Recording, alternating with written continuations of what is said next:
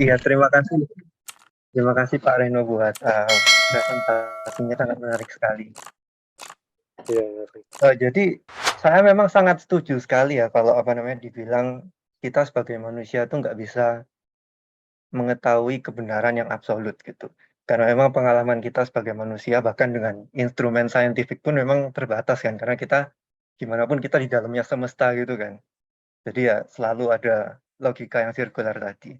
Salah satu skenarionya yang saya paling suka itu misalnya, kan mungkin aja kita hidup di dalam simulasi, ya kan? Misalnya kita hidup di dalam simulasi komputernya peradaban alien gitu. Nah, dalam kasus ini kan kita nggak bisa tahu kebenaran apapun kan. Bisa aja kita ini ternyata simulasi yang baru dinyalain gitu. Jadi semua memori kita palsu segala macam. Nah, tapi itu memang menarik untuk menjadi philosophical musing gitu ya, untuk menarik sebagai sesuatu untuk dipikirkan, untuk renungan malam gitu. Nah, tapi kalau menyangkut apa namanya, pandangan yang menuntun kehidupan kita sehari-hari, rasanya kalau dibilang semua metode untuk mendapatkan pengetahuan itu sama validnya atau sama rasionalnya, sebenarnya saya agak kurang setuju sih. Saya kurang setujunya seperti ini, karena dalam kehidupan sehari-hari, yang kita maksud rasional itu seperti apa sih? Nah, dalam makna sehari-hari yang kita maksud rasional itu adalah yang konsisten dengan realita kehidupan kita ini dan yang berguna untuk kehidupan kita kan. Terlepas dari misalnya ada kebenaran yang ya tadi misalnya kita disimulasi atau gimana pun. Saya kasih contoh misalnya metode kan ada beberapa metode untuk, mencari pengetahuan ya, misalnya metode empiris atau metode saintifik. Nah, kita tahu metode ini tuh berguna dan menghasilkan sesuatu gitu. Misalnya kita bisa punya HP, bisa punya mikroprosesor itu kan hasil dari pemikiran saintifik atau empiris itu kan. Kalau misalnya ada orang yang nggak percaya elektron misalnya, ya jangan pakai elektronik gitu kan. Atau misalnya ada orang yang nggak percaya teori relativitas, apa itu dilatasi waktu, kok waktu lajunya bisa nggak konstan. Ya udah jangan pakai GPS gitu kan. Nah, ini sesuatu yang bisa diverifikasi oleh orang dari kultur manapun ya kan. Orang kultur manapun bisa memverifikasi. Nah, tapi kalau kita bicara masalah pengalaman pengalaman religius, nah kita tahu misalnya pun ada konsistensi. Konsistensinya itu hadir dari orang yang kebetulan terlahir di kultur yang sama. Kenapa? Karena kita tahu orang-orang yang lahir di kultur berbeda-beda, pengalaman religiusnya berbeda-beda gitu. Nah, ada orang yang lahir di keluarga Kristen misalnya, pengalaman religiusnya naik ke surga, dikasih tahu sama Tuhan, "Oh, kamu harus percaya Yesus untuk masuk surga." Ada orang di keluarga lain, pengalaman religiusnya naik ke surga, dikasih tahu, "Kamu harus mengikut agama Islam," misalnya, untuk bisa masuk ke surga. Nah, ini kan metodenya apa untuk memverifikasi mana yang benar gitu kan. Nah, jadi ini kan kita dari sini tahu kalau ini bukan metode yang bisa menghasilkan pengetahuan yang konsisten gitu. Nah, jadi ya itu tadi sih kalau pendapat saya ini menarik sebagai philosophical musing, tapi kalau untuk penuntun di kehidupan nyata ya, pertama kan kita jelas ingin anak cucu kita jadi orang-orang yang mengembangkan teknologi gitu kan ya, menghasilkan iPhone untuk zaman berikutnya gitu kan, iPhone untuk masa depan. Bukan cuma percaya pocong, apa segala macam kayak gitu-gitu kan. Nah, tapi selain masalah teknologi ini menurut saya pemikiran seperti ini juga bisa jadi berbahaya karena ada sangat banyak orang di dunia ini yang misalnya punya pengalaman religius, mereka merasa dikasih tahu oleh Tuhan untuk melakukan tindakan terorisme misalnya. Nah, kalau kita terus keliling-keliling kita ngomong ke orang, "Oh, semua pengalaman religius itu sama validnya, sama itu, yang penting asal ada banyak orang mendapatkan pengalaman yang sama, berarti benar," menurut saya. Ya, saya setuju itu mungkin benar, mungkin mereka yang benar ya, mungkin mereka yang benar, tapi saya sendiri pribadi sih nggak pengen hidup di dunia di mana pendapat seperti itu dibenarkan gitu. Saya ingin tahu pendapatnya Pak Reno, terima kasih. Ya, silahkan Pak Reno untuk menjawab. terima kasih ya untuk Pak Ivan, pertanyaannya yang penting sekali ya. Benar itu, eee, pertama tentang saya cuman komen dulu tentang yang kalau kita pun hidup di dalam dunia simulasi. Ya, eh, kalaupun semua ini cuma simulasi ataupun semua ini cuma ilusi, ya tetap ada satu yang nyata, ada satu yang properly basic bahwa bahwa kenyataan bahwa adanya pengalaman bahwa kita hidup dalam ilusi. Lalu yang kedua, tentang itu adanya conflicting dari berbagai pengalaman religius itu oleh Kaiman Kwan itu memang juga salah satu objection yang dibahas dalam papernya Kaiman Kwan ya. Jadi begini, adanya berbagai pengalaman religius yang saling conflicting itu bukan berarti kita menolak pengalaman religius itu ada. Kaiman Kwan itu memberikan analogi seperti dalam pengadilan, kan kadang kan saksi itu bisa memberikan kesaksian yang beda-beda. Bahkan kadang bertolak belakang. Tapi bukan berarti kita bilang, oh ya berarti saksi itu nggak ada gunanya, atau kesaksian itu sesuatu yang percuma, toh ya kontradiksi kok. Tapi kan tujuan dari hakim, pengacara, atau jaksa penuntut umum kan berusaha untuk merangkai berbagai kesaksian itu memberikan sebuah jalinan cerita yang benar. Nah, Kaiman Kwan itu kalau pakai analogi dari pengadilan. Kaiman Kwan juga pakai analogi, misalnya ada dalam suatu komunitas kena nuklir, terjadinya mutasi di penginderaan mata dan di otak yang membuat orang itu menjadi tidak bisa mengenali detail dari suatu benda. Tapi kerusakan itu tidak sampai membuat orang itu menjadi benar-benar tidak mengenali benda itu benda apa. Detailnya saja yang beda. Jadi begini, contoh orang yang terkena mutasi ini dalam sekelompok dalam satu daerah ini, dia kena namanya dia penglihatannya terganggu. Pada saat dia melihat matahari, si A bilang matahari ini kotak, yang satunya bilang lonjong, yang satu bilang bulat, yang satu bilang apalagi bintang bentuknya. Maksudnya ya memang matahari itu bintang ya, maksudnya bentuknya itu seperti ya kalau kita bintang gambar itu loh yang segitiga-segitiga. Nah, oleh Kaiman Kwan, biarpun itu sampai salah, detailnya salah, itu juga tetap, tapi orang itu tetap melihat adanya cahaya, adanya matahari. Ya, jadi pengalaman religius itu tetap tidak akan tergagalkan.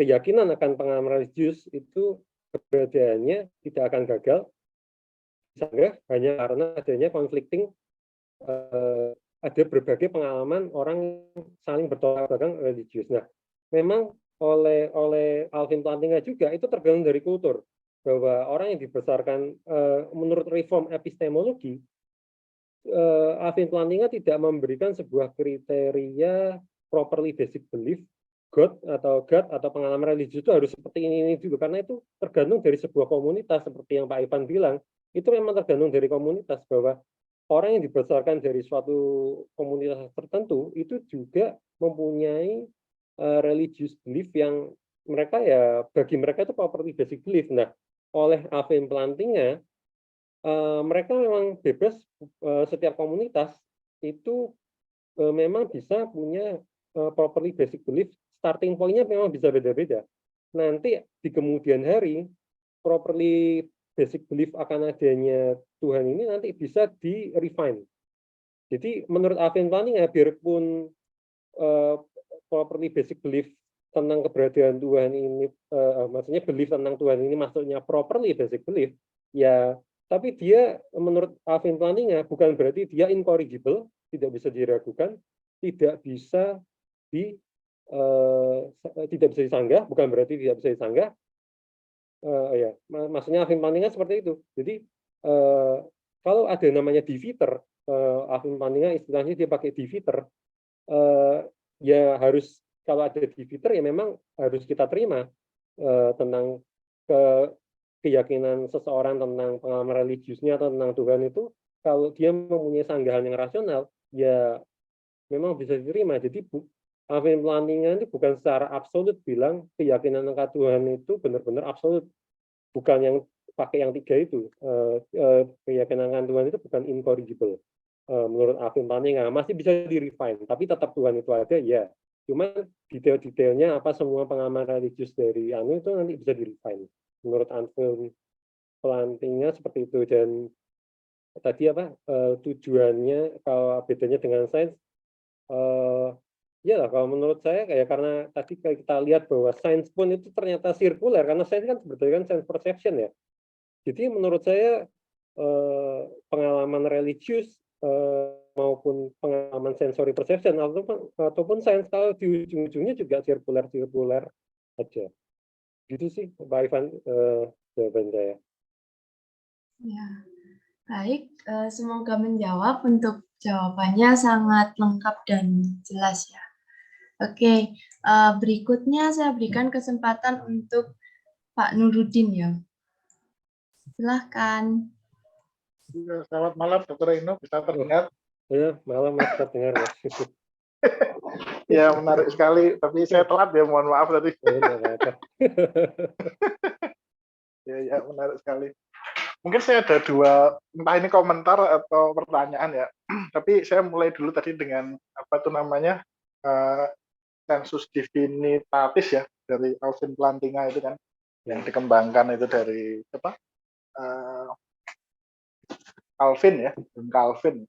Jadi saya ingin tahu ya, kalau kemarin kan saya terangkan gini, ada beda antara yang disebut sebagai fitrah argumen atau argumen fitrah dengan pengalaman indrawi. Jadi kalau saya sih melihat sensus divinitatis itu mirip dengan fitrah argumen. Jadi dia sesuatu yang built-in di manusia, nggak perlu objek. Ya sudah langsung manusia itu lahir misalkan tuh, atau kalau bahasanya Heidegger dilempar ke dunia atau semacam itu, tiba-tiba ya sudah bisa, kita bisa langsung istilahnya itu merasakan adanya Tuhan, nggak perlu objek apa-apa. Ya makanya tadi kalau lahir dimanapun bisa. Bahkan kalau Ibnu Sina punya apa yang disebut sebagai argumen floating man ya. Floating man itu maksudnya manusia yang diputus dari segala environment-nya, bisa kok dia. Dia bisa memahami adanya Tuhan itu, nggak perlu apa-apa. Jadi. Tapi kalau tadi mungkin itu ekstensi ya, argumen ekstensi tentang indrawi, pengalaman indrawi, misalkan William James, yang lain-lain. Jadi pengalaman indrawi itu mungkin paling kalau bagi saya singkatnya gini, kalau kita misalkan lihat analoginya gini, kayak kita lihat di dunia mimpi dengan di dunia yang fisik ini ya, dunia indrawi ini sebenarnya sama kok. Misalkan saya pergi ke Jakarta, Dr. Eno pergi ke Jakarta, suruh cerita, mesti ceritanya beda. Padahal sama-sama loh ada Jakarta. Jakarta bukan omong kosong, kita ada, memang benar-benar ada. Tapi ceritanya mesti beda, karena misalkan saya suka Monas gitu, saya ceritanya Monas gitu kan. Sementara Dr. Eno mungkin bukan, senangnya mungkin apa di sana ada taman mini gitu, ceritanya kok beda ya, kayaknya tempatnya dua-duanya kok beda sama sekali. Tapi kan sebenarnya ada, semuanya sama kok. Dunianya itu ada, cuman kita menceritakannya berbeda. Sama dunia fisik dengan dunia mimpi, ceritanya kan bisa berbeda juga, toh dunianya sama. Tapi yang ingin ditekankan dari pengalaman indrawi kan sebenarnya dunia non fisik itu ada. Nah, mereka tuh masuk ke dalamnya, cuman ceritanya beda karena ya memang pengalamannya beda. Jadi yang dipentingkan kan itu. Saya ingin tanggapan apakah Alvin Plantinga itu sebenarnya dia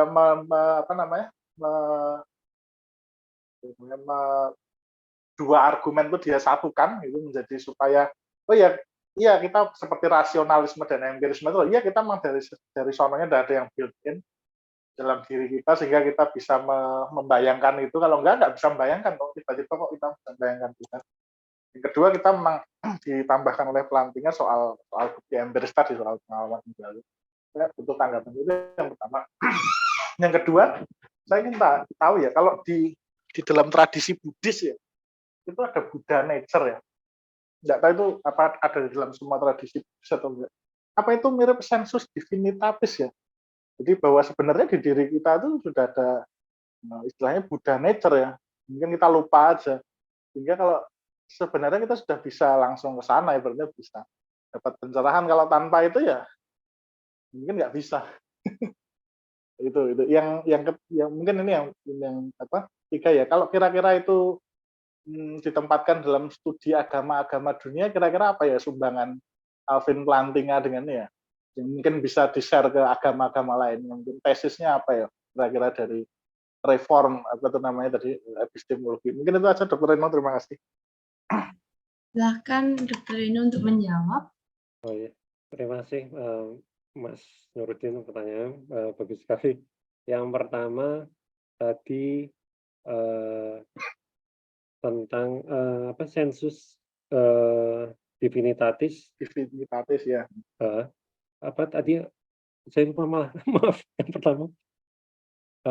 Oh, yang pertama itu ini ya. Jadi kan kalau sensus divinitatis itu setahu saya dia built-in ya. Jadi dia langsung orang tuh bisa berpikir tentang Tuhan itu ada, nggak perlu objek ya, nggak perlu dia bersentuhan dengan kultur atau apa alam dan lainnya, nggak bisa. Tapi apakah si Plantinga itu apa namanya dia menambahkan semacam kayak argumen empiris gitu. Jadi tadi pengalaman religius tadi kan misalkan oh kita tiba-tiba bisa apa merasakan adanya mukjizat kayak apa tiba-tiba pencerahan, enlightenment atau apapun itu kan mungkin tambahan juga apa seperti itu ya. Jadi dia menambahkan sehingga supaya makin kuat. Atau itu dua argumen terpisah tapi sama-sama misalkan argumen ontologisnya Plantinga, mungkin itu bisa diklarifikasi ya. Oh ya, Alvin yang saya baca kalau Alvin Plantinga tentang sensus divinitatisnya itu untuk memberikan dasar bahwa keyakinan akan Tuhannya bahwa keyakinan akan Tuhan itu masuknya properly basic belief itu tidak ad hoc. Jadi bahwa ternyata ada kaum banyak orang itu percaya akan adanya Tuhan, bahkan terutama bahkan ada kelompok reform itu sampai mempunyai konsep bahwa adanya sensus divinitatis. Berarti bahwa keyakinan akan adanya Tuhan ini benar-benar basic, properly basic. Jadi karena kok sampai ada banyak orang di seluruh dunia kita amati banyak hampir semua percaya Tuhan, keberadaan Tuhan, bahkan ada suatu kelompok yang mengkonsepkan bahwa sensus divinitatis, bahwa Tuhan memberikan sensus divinitatis. Ditulis bahwa kalaupun Alvin Plantinga tidak mendengar atau tidak membaca tentang dari John Calvin tentang sensus divinitatis, itu tidak akan meruntuhkan fondasi dari reform epistemologi ini. Karena reform epistemologi ini, Alvin Plantinga itu argumen juga utamanya, itu kan memang menolak klasikal fondasionalisme itu tadi, bahwa sesuatu itu rasional kalau harus ada bukti. Nah, jadi yang basic belief tadi itu. Nah, yang dipatahkan oleh Alvin Plantinga dulu kan itu dulu supaya memberikan jalur supaya basic belief-nya itu tidak hanya tiga itu, tidak hanya yang incorrigible, self-evident yang ataupun yang evident to the senses. Tapi karena banyak keyakinan kita seperti ingatan, saya tadi makan apa, itu kan nggak ada bukti lain, nggak ada bukti sains yang bisa membuktikan bahwa saya tadi, maksudnya saya tadi makan di masa lalu, makan apa kan nggak ada, gimana ya, masa lalu enggak, ingatan juga nggak bisa dibuktikan, gitu, atau keyakinan akan adanya kesadaran orang lain, gitu. Nah, Alvin Plantinga dulu bilang bahwa keyakinan kita yakin adanya orang lain bisa punya kesadaran itu rasional, tapi kita tidak bisa membuktikan. Ya sama, keyakinan akan adanya Tuhan itu juga tidaklah. Habis God of Other Minds, habis itu di buku-buku berikut nanti terus masuk yang itu sensus divinitatisnya Alvin Plantinga. Jadi ya benar sih, emang digabungin untuk itu memperkuat ya, karena sensus divinitatis itu membuktikan bahwa keyakinan akan Tuhan itu bukan sebagai basic, itu bukan ad hoc, jadi bukan sekedar memang dimasuk-masukin ya, memang itu ya memang ada. Terus yang kedua itu tadi apa Mas? Maaf. Oh iya, apa itu ada ya, kalau dalam tradisi Buddhis kan ada Buddha nature itu loh, kira-kira manusia itu punya itu sebenarnya. Dan kemudian kalau diaktifkan gitu, jadi sebenarnya apa namanya, enlightenment sebenarnya sudah inherent lah gitu kan. Apa mirip atau enggak gitu maksudnya? Oh iya, kalau di Buddhisme yang itu Buddha nature atau istilahnya Buddhata atau ada yang bilang Tathagata Garbha atau Buddhanya, nah itu di Buddhis, karena Buddhis menganut pandangan anatta ya atau anatman, apalagi kalau yang Mahayana kan yang Madhyamaka, tidak ada inti yang inherent di hal apapun, termasuk Buddha nature pun itu sesungguhnya tidak benar-benar ada di menurut Madhyamaka, menurut Buddhisme. Jadi beda dengan sensus divinitatisnya Reform ya.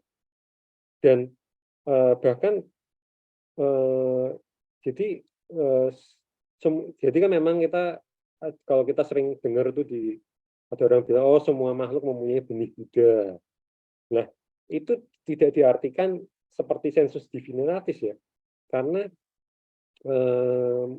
ya itu hanya kalau di Buddhisme itu memang ada konsep namanya upaya kausalia. Jadi suatu ajaran itu kadang tidak langsung bilang wah kamu ini ternyata nggak ada, atau ya mesti ngomongnya oh ini ada Buddha nature ya di Buddha nature tuh ada semua orang itu bisa menjadi Buddha ya, mesti ngomongnya kan gitu dia ya. Kalau langsung ngomongnya nggak ada tuh Buddha nature, nah, nanti orang mungkin kalau di sutra-sutra Buddha itu seperti itu. Jadi bilang ada tuh namanya Buddha nature. Nanti yang lainnya di sutra lain bilang nggak ada tuh, tiada Buddha, tiada Buddha nature, tiada duka, tiada nibbana, tiada samsara tuh ya masih begitu. Tapi ada nanti di sutra lain bilangnya oh ada duka, ada sebab duka, ada akhir duka kan gitu. Ada yang nanti bilang tiada ya. Jadi Buddha nature itu mungkin hanya kalau bisa diartikan hanya bilang bahwa nature, bahwa sesungguhnya itu ya nggak ada nature apa-apa gitu. Tapi memang yang menarik itu di pandangannya Xianchang ya. Xianchang itu Tong Samsong itu beliau itu punya pandangan tidak semua kan, kalau umumnya kalau kita lihat di berbagai acara TV atau apa bukan acara, kalau pas Waisak itu kan semua mempunyai benih kebudayaan atau apa ya. Nah, Tong Samsong itu, Xuanchang itu beliau penganut Citamatra bilang bahwa tidak semua makhluk punya Buddha nature. Ada yang memang ditakdirkan tidak bisa jadi Buddha. Nah kan hebat bilang seperti itu.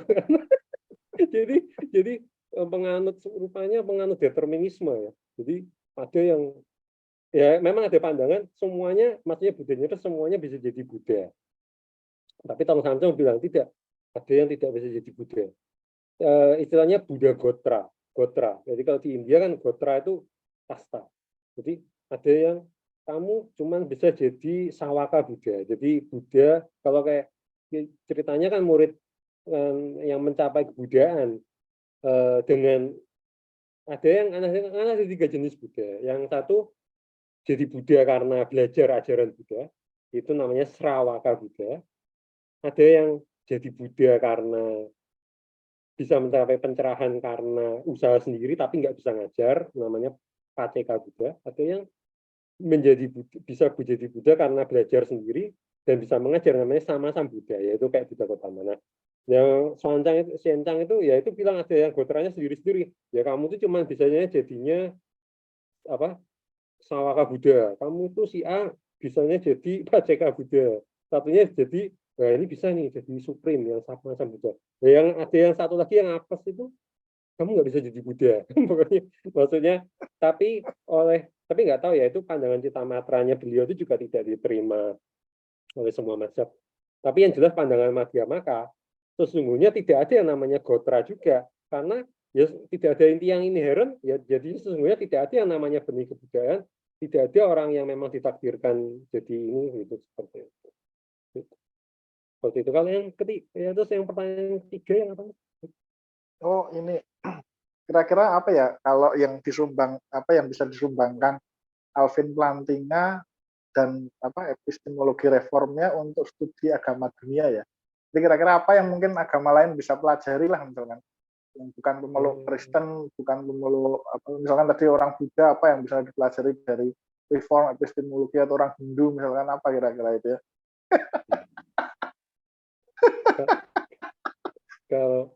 Kalau bagi saya ya itu yang menarik dari reform epistemologi, karena reform epistemologi ini menunjukkan bahwa ternyata pengalaman religius itu bisa rasional. Ya kan di banyak berbagai agama tadi kan pengalaman religius itu kan ada juga di catatan-catatan mereka ya, tidak hanya di Kristen ya, di agama lain pun juga adalah itu bisa memberikan ya sebagai tambahan wawasan juga bahwa ternyata pengalaman religius itu ya enggak tidak butuh bukti, sama seperti saya tidak butuh bukti untuk percaya bahwa ada komputer di depan saya. Seperti itu. Jadi toh sensory perception itu kan juga sirkuler juga ya, kayak tadi yang tentang kertas biru warna biru sama-sama sirkuler kok. Ya jadi ya pengalaman religius itu ya sama sirkulernya sama seperti sense perception ya. Kalau orang bilang pengalaman religius di defend itu dia sirkuler lalu sense perception tidak dianggap sirkuler, itu namanya double standar ya. Jadi ya semuanya sirkuler ya. Jadi ini sumbangannya Alvin Plantinga memberikan sebuah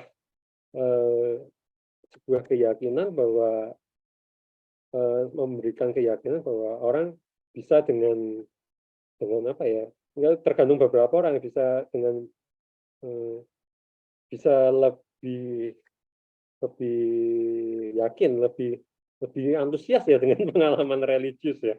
Maksudnya, karena itu punya dasarnya. Lalu kayaknya Alvin Plantinga ini kalau dari penjelasan Dr. Reno dulu tentang zombie segala, dan kemudian hari ini saya menangkap kayaknya dia ingin mengatakan, hey orang-orang saintis modern atau kira-kira itu orang yang nggak percaya agama lah gitu, keyakinanmu tuh nggak lebih absurd. Misalkan kalau mereka kan biasanya menuduh agama tuh absurd lah, kuno, kemudian sudah ketinggalan zaman lah. Mau sains saja gitu kan, argumen zombie kan gitu kan, kok kamu menuduh orang yang percaya malaikat, kok kamu percaya adanya qualia itu juga dari mana gitu kan, kayaknya seperti itu ya. Jadi dia ingin membalik gitu ya kayaknya. Benar, kayak betul itu benar, memang bahwa ternyata yang banyak hal yang kita yakini, yang kita bilang rasional itu juga tidak bisa dibuktikan, termasuk yaitu sirkular, keyakinan akan adanya pikiran orang lain itu juga paling banter kan analogi kata Alvin Plantinga. Jadi saya melihat orang lain itu kok menangis terus mukanya berubah, wah berarti kalau rasa sedih saya juga seperti itu. Berarti saya dengan analogi itu saya menyimpulkan, oh jangan-jangan dia juga punya pikiran sama seperti saya, dia bukan hanya zombie. Ya benar, Alvin Plantinga tuh saya memang sukanya pertama karena beliau menggunakan other minds itu sih. Jadi pertamanya jalur masuknya lewat situ. Jadi menurut saya keren sekali ya, maksudnya menggunakan other minds untuk menunjukkan bahwa keyakinan akan Tuhan itu rasional. Terus, oh ya tadi yang Mas Nuruddin bilang kalau saya ke Jakarta sama Mas Nuruddin ke Jakarta bisa beda ya ceritanya ya. Ya betul. Ya walaupun Jakartanya sama kan. Pengalamannya kan bisa beda. Benar, itu termasuk itu tadi bahwa orang kan salah satu keberatan tadi kan ada latent theory objection yang tadi di awal, bahwa orang bilang bahwa pengalaman religius itu kan hanya dibangun atas background seseorang, background masa kecil seseorang, background agama seseorang, atau background pendidikan seseorang. Latent, jadi ada teori yang mendasari dia mempunyai persepsi religius, pengalaman religius ini berdasarkan pendidikan dia. Nah ternyata menurut latent teori bahwa persepsi kita tentang Jakarta, tentang pengalaman kita tentang Jakarta juga dipengaruhi oleh pendidikan kita. Jadi kalau pengalaman saya mengunjungi Jakarta itu bisa beda dengan setiap orang, berbeda karena kita mempunyai latar belakang pendidikan atau budaya yang beda, maka religius pun bisa beda, bukan hal yang aneh gitu. Maksudnya jadi ya supaya tidak double standar. Seperti itu, benar. Memang iya, tapi Jakartanya kan eksis ya. Iya. Gitu loh maksudnya. Benar. Bukan omong kosong gitu loh maksudnya. Iya, benar. Ya, terima kasih Dr. Reno. Iya, Mas. Iya, terima kasih. Seru sekali ya untuk diskusinya ini. Buat teman-teman yang mau bertanya lagi bisa langsung raise hand ya. Nah, saya juga tertarik nih menanggapi Mas Nuruddin tadi. Ini kan nggak ada evidence-nya ya, Dr. Reno. Jadi untuk membuktikannya kan nggak pakai evidence. Nah, tadi yang terakhir kan ada kata-kata semua logika itu akan dianggap benar kalau belum belum terbukti salah. Nah, itu salah benarnya tahu dari mana ya? Itu aja sih. Oh, ya terima kasih, Sandri. Oh, yang Ya. Walter Scott ya? Iya, Ya. itu bilangnya bahwa pengalaman ini, kata-katanya sebenarnya saya share lagi. Bahwa beliau bilangnya ini, bahwa belief kita, keyakinan kita itu harus dianggap benar sampai terbukti salah, bukan dianggap salah dulu sampai terbukti benar, karena semua sensori perception kita kan juga begitu. Kita kan tidak mungkin meragukan semua yang kita lihat itu salah duluan. Misalnya saya lihat mobil, wah ini mesti bukan mobil, ini mesti halusinasi saya, kan nggak gitu. Nah, sama seperti bagi Westerhoff, bahwa pengalaman religius juga demikian. Pengalaman religius itu harus kita anggap benar dulu, sampai ada benar-benar alasan yang rasional untuk supaya tidak menganggap itu benar, barusan kita anggap itu tidak benar. Jadi dia awalnya tetap dianggap benar dulu lah untuk membedakannya benar dengan salah. Nah, itu seperti kata Alvin Plantinga, itu nanti bisa di-refine di kemudian hari, seperti itu. Tidak apa, untuk melihat itu benar-benar properly basic belief atau salah di situ maksudnya maksudnya tidak benar-benar ada ya pengalaman itu ya. Itu nanti bisa bisa di refine begitu, Andrea. Jadi memang seperti itu. Ya, berarti apakah dari bukti atau hanya bisa juga rasional, misalnya masuk akal gitu. Ya itu, karena reform epistemologis ini bilangnya tidak butuh bukti, bahwa pengalaman religius ini benar-benar, ini kalau pakai ini ya, kalau pakai yang ini, argumen dari religious experience ya, sama seperti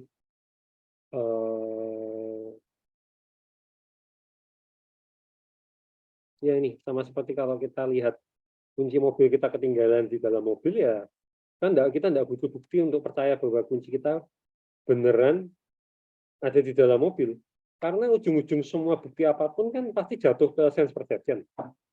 Kalau kecuali ada bukti yang tadi yang deduktif ya, yang a priori ya. Cuman kan kalau yang tentang ini, yang pengalaman religius itu kan di persepsi. Nah, itu semuanya ya memang nggak bisa, bukan hanya tidak butuh bukti ya, memang nggak bisa dibuktikan juga ya, karena wong seperti saya misalnya kayak tadi ini, saya melihat misalnya ya tadi kertas, saya melihat ini sebuah kertas biru. Nah, kalau kita yang disebut bukti seperti apa? Apakah mau saya foto? Nah, kalau misalnya dikatakan bahwa saya bisa bilang bahwa saya tidak bisa bilang origami biru ini, kertas biru ini ada hanya dari pengalaman saya sendiri. Saya butuh fotograf, saya butuh pengakuan verifikasi orang lain untuk bilang kertas biru ini ada. Lah, ternyata kan fotograf itu sendiri harus saya lihat juga. Jadi apapun bukti itu juga jatuh-jatuhnya sirkuler tetap. Jadi ya ujung-ujungnya ya tidak ada benar-benar ada bukti ya. Karena sense perception itu ujung-ujungnya semua bukti yang kita kan masuk ke indera kita. Gitu sih, Sandra. Maaf untuk koneksi saya tadi terputus sebentar. Oke, ya. Bisa dilanjut, berarti untuk benar dan salahnya itu apakah harus perlu bukti atau cuma rasional aja bisa? Oh, ya. Jadi itu, bahwa benar dan salah itu nanti karena dia properly basic belief, jadi memang harus dialami. Kalau dan itu benar salahnya itu dia berdasarkan oleh menurut Alvin Plantinga itu bisa di-refine oleh dalam satu komunitas tentang pengalaman religius itu tersebut. Tidak bisa lewat rasional juga. Jadi itu memang harus tanpa bukti lah. Maksudnya tadi kan kalau diperlukan bukti, ya bukti apapun ujung-ujungnya kan masuknya kalau nggak a priori atau sense perception ya. Sense perception apapun seperti kalau kayak gini, kayak tadi pas keputus ya. Yang saya Ya. bilang apa bukti bahwa saya melihat kertas biru ini ada di depan saya. Buktinya apa? Kalau saya cuma bilang, oh kertas biru ini ada karena saya mengalaminya, lalu itu dibilang tidak sah karena itu sirkuler.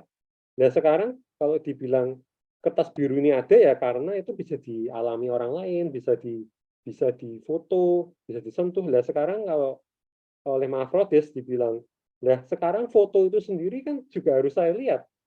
Nah jangan-jangan nanti saya butuh foto untuk memfoto. Saya butuh foto untuk membuktikan bahwa foto itu ada. Jadi fotonya difoto lagi, nanti difoto lagi. Jadi infinite regress. Nah kan nggak selesai-selesai. Jadi kita harus menerima bahwa ujung-ujungnya tidak ada bukti. Ujung-ujungnya tidak bisa ada bukti yang tidak sirkuler, seperti kata William Alston. Jadi ya yang disebut bukti dan bukan bukti ya ujung-ujungnya ya memang harus saya alami sendiri. Kalaupun saya tanya orang apakah orang lain teman saya itu melihat adanya kertas biru, nah bukti bahwa teman saya itu hadir untuk melihat kertas biru apa? Kan tetap harus saya lihat dia kan, tetap sense perception saya lagi lah. Nanti kalau nanti saya butuh orang teman saya yang ketiga untuk melihat teman saya kedua lagi ngelihat kertas biru. Nah kan nggak selesai-selesai juga infinite regress. Jadi yang disebut, jadi memang reform epistemologis ini tujuannya itu adalah membawa sampai benar-benar basic. Jadi sehingga dibilang bahwa keyakinan akan Tuhan atau pengamanan religius itu tidak dibutuhkan bukti ya memang karena bukti memang apapun itu akan sirkuler. Seperti itu sih. Tetap tidak ada bukti independen yang bisa membuktikan ini benar salah atau apa karena otomatis ujung-ujungnya sirkuler. Seperti itu sih sebenarnya. Ya sih, karena kita lihat kertas biru, kalau orangnya buta warna juga nggak tahu. Kalau ya persepsi indera kita kan juga terbatas, sedangkan warnanya di dunia udah banyak. Nah tadi di kolom chat saya lihat ada yang tanya mengenai COVID ya, bisa langsung disampaikan ke Dr. Reno. Ya mohon di-unmute ya. Oh ya, terima kasih Pak Irfan. Jakarta eksis tapi COVID enggak sekedar tebak-tebakan. Jadi metodenya pun enggak ada. Bagaimana? Ya, itu dari Pak Ivan ya. Silakan di-unmute. Oh, Pak Irfan. Nah, ini Irfan yang. Oh Irfan ya beda. Oke itu dulu. Habis itu baru Ivan. Jakarta. Ya saya menanyakan dok. Oh ya. Metode ilmiah itu kan dominan sekarang itu yang ujungnya positivisme ya tidak ada goib-goib termasuk Tuhan termasuk pengalaman keagamaan. Dan itu makin mendominasi saya lihat dan kemana-mana ke kedokteran itu paling terkena itu kalau ilmu sosial masih bisa berkelit. Nah soal COVID itu kan metode ilmiahnya dipakai seolah-olah benar-benar ada padahal mana buktinya?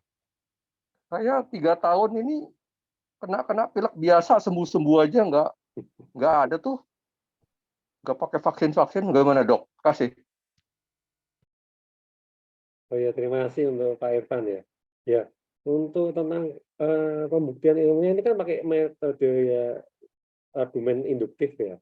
Jadi tentang keberadaan COVID itu kan dalam betul memang dikatakan toh ujung-ujungnya penalaran induktif itu kan juga sirkuler ya. Tapi kan dalam artian dalam konteks ini untuk COVID ya tetap COVID itu ada karena pertama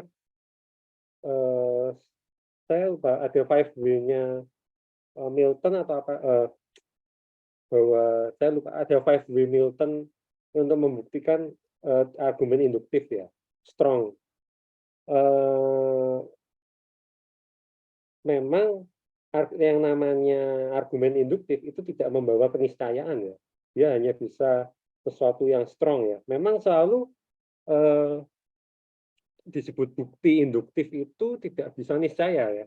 Tapi karena dalam hal ini COVID itu strong dia. Maksudnya dia kogen karena bisa maksudnya ditemukan bahwa orang sakit itu ada virusnya di PCR, dia ada virusnya lalu diberikan obat. Seperti saya lupa di 5 Newton Way itu ada untuk menilai sebuah argumen induktif ya. Jadi maksudnya kalau ini ada, nanti yang di sana tidak ada, nanti yang di sini tidak ada, sana ada, itu nanti ada 5 Newton Way, saya lupa detailnya, cuman maksudnya COVID itu kan dia dibuktikan secara induktif dia strong, memang ada kogen itu karena yaitu ada kalau di percobaan di eksperimental virus ini kalau dimasukin nanti akan timbul gejala itu kan konsisten, itu yang dilihat sih. Nah kalau dilihat bahwa diri saya itu selama ini batuk pilek saja, kalau hanya menggunakan namanya induktif, tidak bisa menggunakan satu sampel satu orang saja diri saya, bahkan jangankan satu, mau 100 pun kadang atau 1000 jutaan pun bisa kurang untuk penalaran induktif. Nah, jadi apalagi cuma testimoni satu orang, itu tidak bisa mendukung kesimpulan bahwa COVID tidak ada. Misalnya saya 3 tahun jelas tidak pernah kena COVID.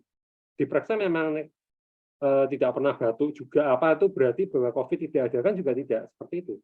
Jadi bahwa testimoni, kalau di penalaran induktif testimoni itu nilainya kalau apalagi satu orang itu lemah, harus paling tinggi itu tingkatnya adalah meta analisis. Jadi istilahnya kalau di metode di sains itu di kedokteran adanya mulai dari testimoni, habis itu adanya berbagai macam penelitian, yang tertinggi itu randomized control trial, RCT, penelitiannya pakainya RCT eksperimental.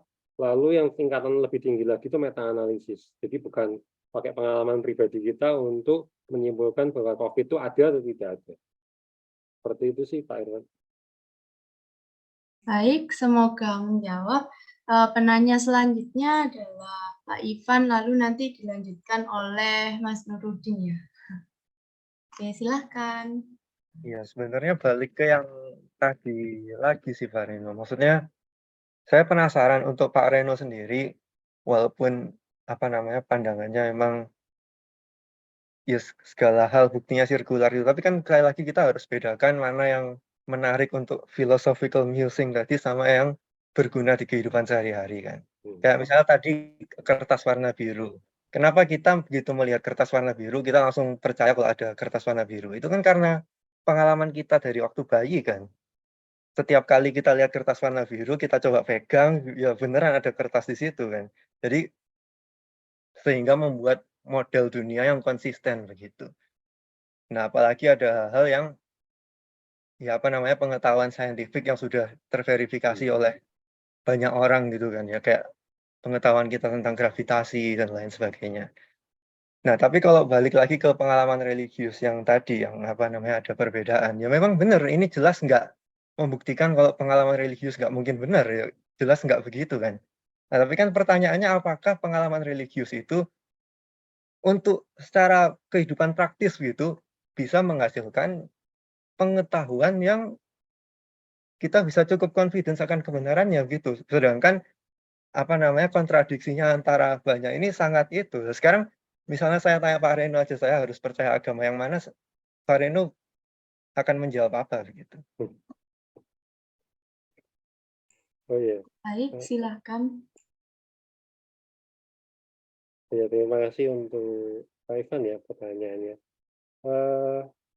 Ya, kalau memang menurut Alvin Plantinga itu karena yang disebut keyakinan agama ini karena dia tergantung komunitas juga ya. Alvin Plantinga tidak memberikan kriteria yang seperti apa ya untuk dalam reform epistemologi. Alvin Plantinga kan tujuannya dengan reform epistemologi hanya untuk menunjukkan bahwa bukan untuk bilang bahwa sains itu keliru atau apa ya, tapi hanya bilang bahwa pengalaman religius itu rasional.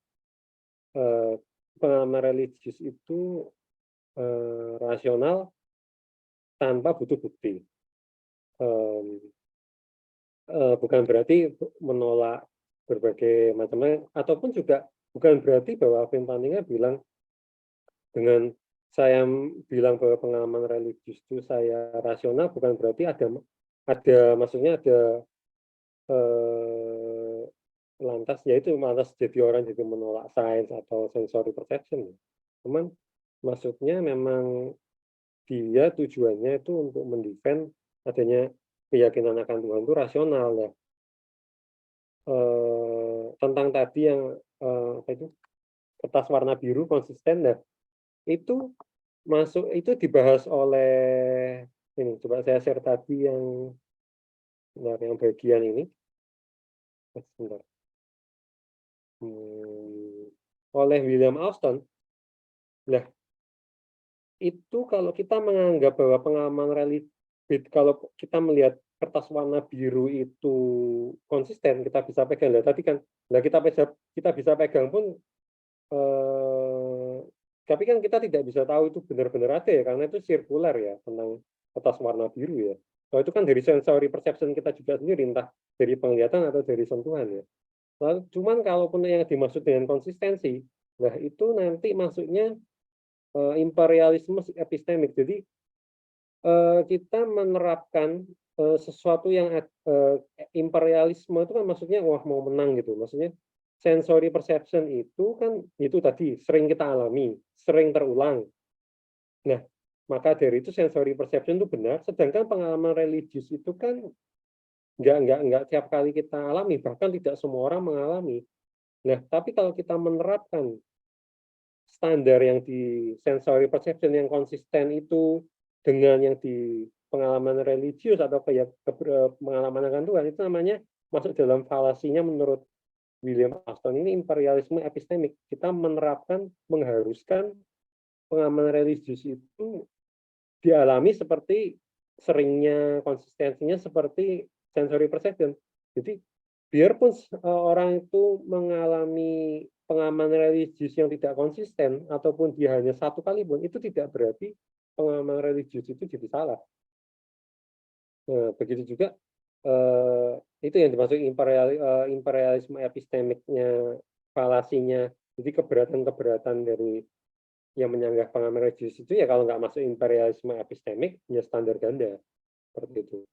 Terus kalau dibilang tentang agama apa yang mau diyakini oleh seseorang, wah lah itu tergantung, itu tidak bisa dipilih ya, karena maksudnya kita tidak bisa meyakini, oh saya mau meyakini agama A, saya mau meyakini agama B. Itu kan sesuatu yang tidak bisa kita pilih dengan bebas ya. Contohnya ya kayak tadi, saya tidak bisa memilih, saya mau meyakini bahwa lampu ini tidak ada, atau saya tidak bisa mau meyakini bulan itu tidak ada. Itu kan tidak bisa kita pilih. Nah, begitu juga kita, karena itu dibentuk dari kultur kita atau keluarga semua, ya otomatis itu sesuatu yang susah ya saya menjawabnya untuk seseorang itu harus memilih agama apa ya, karena itu memang tergantung dari itunya juga, apa, dari keluarga macam-macam gitu. Menurut saya itu sih yang pasti seseorang itu mempunyai, kalau yang di reform epistemologi kan tidak, tujuannya bukan untuk menentukan seseorang itu dia harus memilih agama apa ABC, tapi yang ditekankan tujuannya hanyalah sekedar bilang bahwa keyakinan akan adanya Tuhan atau pengalaman religius itu rasional tanpa butuh bukti. Entah masalah seperti apanya itu sudah di luar reform epistemologi ya, kalau tentang seperti apanya.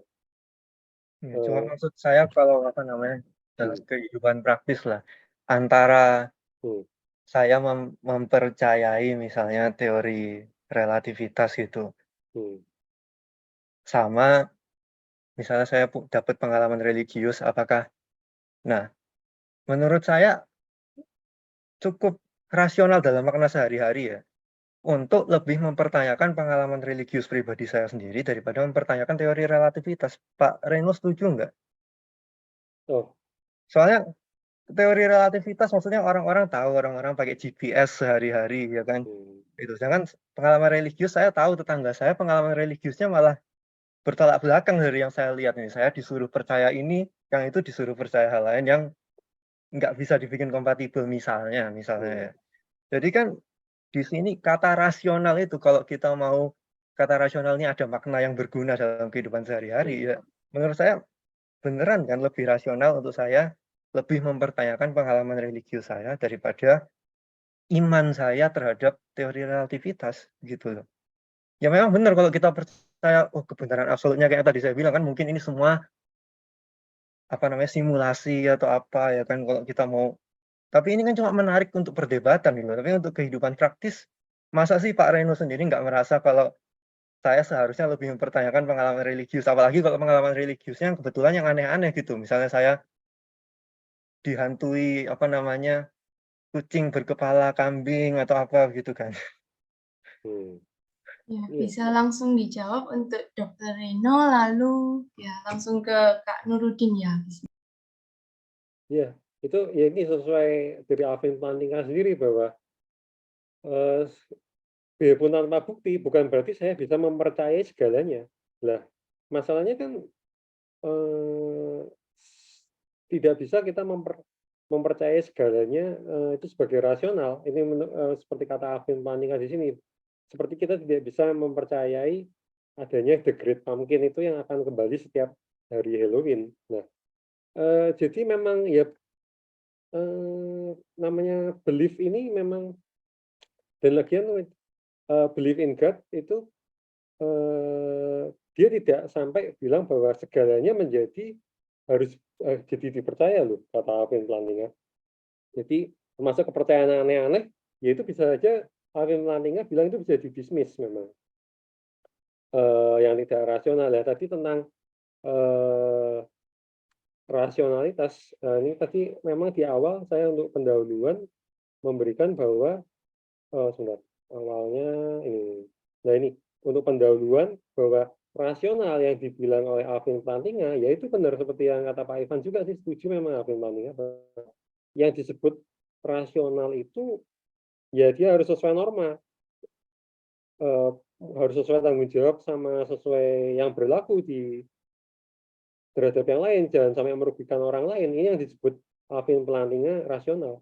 Ini kata-kata Alvin Plantinga sendiri. Jadi yang disebut rasional bukan hanya dia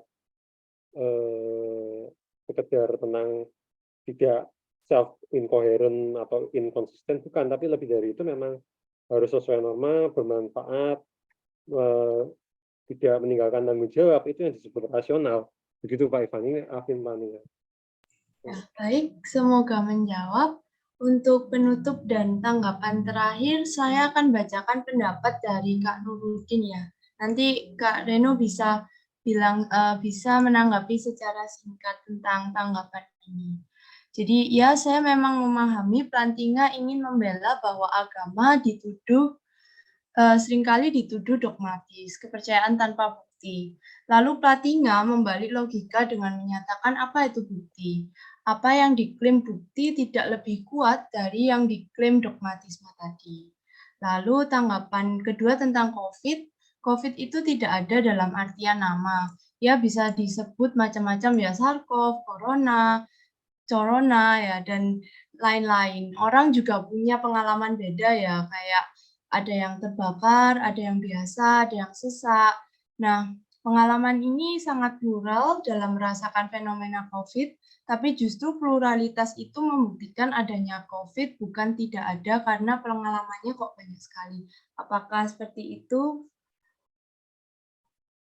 Oh ya, terima kasih Mas Nurudin. Iya benar kok, saya setuju tuh ya, benar ya, memang kata Plantinga seperti itu. Jadi tidak ada bukti, benar tidak butuh bukti. Apa itu bukti? Ya, yang disebut bukti itu sendiri juga ya ternyata ya sirkuler juga begitu. Benar kok, dogmatisme benar. Apa yang diklaim bukti tidak lebih kuat dari yang diklaim dogmatisme. Ya benar, setuju kok. Terus tentang COVID, iya benar, itu banyak pengalaman itu yang membuktikan ya benar COVID itu ada. Baik, tanggapan Kak Nurudin menjadi akhir dalam sesi jumpa kita hari ini.